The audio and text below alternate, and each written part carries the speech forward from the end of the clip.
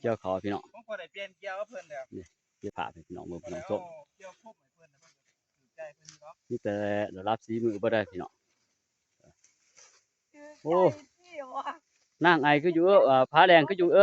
พังขี้คืออยู่ไก่หมูแท้คุณพังขี้พี่น้องพังขี้บ้านข่อยพังขี้บ้านข่อยเด้อใส่ชุดเสือลำงุ้มหัวพังขี้ข่อยเตี้ยบ่สูงพี่น้องเกี่ยวผ่าพี่น้องมือพี่น้องส้มท้องฟ้าพี่น้องมือเบิ่งเฮ็ดจังปังอยู่โอ้เขียวงามพี่น้องเอ้ย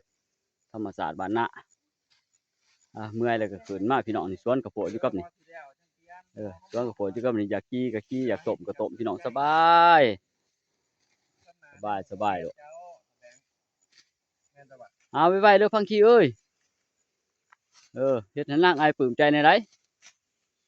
นะบ่โอ้เกี่ยวพังขี้บ่เข้าว่าซั่นให้นางไอฝนให้ติฝนกับอันนั้นหินเพชรว่า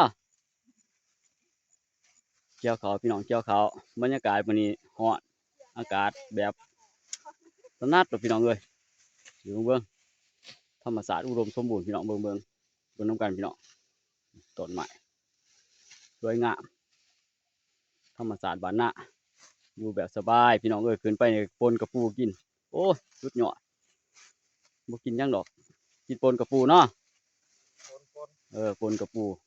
กินก็หมกสมหม้อพี่น้องโอ้ยเบิดเพียงหันในอาหารบ้านเฮา